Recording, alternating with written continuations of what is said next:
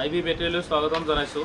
Next পাৰ্টটো এইটোৰ যিটো দেখাইছিলোঁ 72 ভল্ট 29 এম্পিয়াৰৰ, এইটো কমপ্লিট বেটেৰী চেলটো খুলিলোঁ আৰু খুলি পেলাই মোটামুটি খোলা হৈ গৈছে।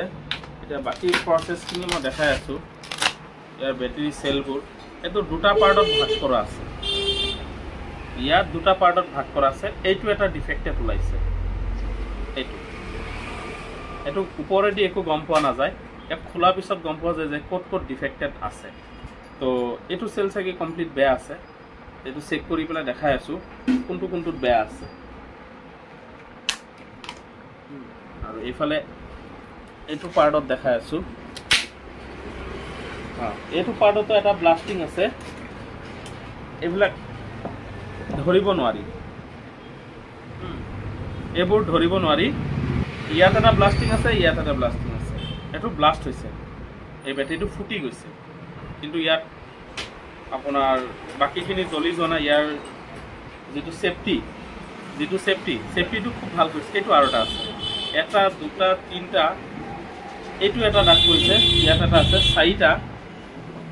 চাৰিটা পাৰ্ট, আৰু ইয়াত আছে আপোনাৰ এটা পাৰ্ট, পাঁচটা পাৰ্ট বেয়া আছে ইয়াত। গতিকে ইয়াৰ মাইলেজটো 5 কিলোমিটাৰ 6 কিলোমিটাৰ দেখাই আছে। তথাপিও বাকী গোটেইকেইটা আয়াৰ টেষ্ট কৰিম।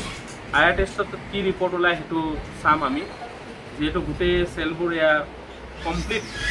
কমপ্লিট নিকেল ষ্টিকবিলাক কমপ্লিট খুলিব লাগিব। খুলি পেলাই তাৰপিছত এটা এটা বেটেৰী হেল্থ চেক কৰিব লাগিব। ইয়াত হেল্থ চেক কৰাৰ পিছতে ইয়াৰ গম পাম যে ইয়াৰ কেপাচিটিটো কেনেকুৱা আছে, যে বেটেৰীবোৰ ভাল হ'ব ইয়াৰ নহ'ব, বা ভাল কণ্ডিশ্যন আছে। ইয়াত ভল্টেজ ঠিকেই দেখাব। ইয়াত বহুতে মিটাৰ মাৰিব, বহুতে দেখাব যে 4 ভল্ট আছেনে নাই, 3.7 ভল্ট আছেনে নাই, কিন্তু ইয়াত 3.7 ভল্টেই দেখাব। যিটো জ্বলা, এই জ্বলাটোও 3.7 ভল্ট দেখাব। এইটো জ্বলা, ঠিক আছে। এইটো দেখাইছোঁ, কিমান আছে 4.2, মানে চাৰ্জ আছে কাৰণে 4.2 দেখাইছে, কিন্তু বেটেৰীটো ফাটা।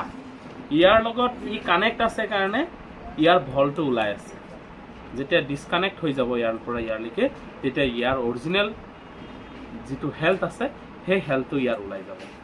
কাৰোবাৰ নতুন বেটেৰী যদি অৰ্ডাৰ লাগে তো অৰ্ডাৰ কৰিব। আইবি বেটেৰী চেণ্টাৰ, ফৌজদাৰপট্টি, দক্ষিণপাট ষ্টেণ্ড, স্ক্ৰীণত দিয়া নম্বৰটোৰ লগত যোগাযোগ কৰিব। যিকোনো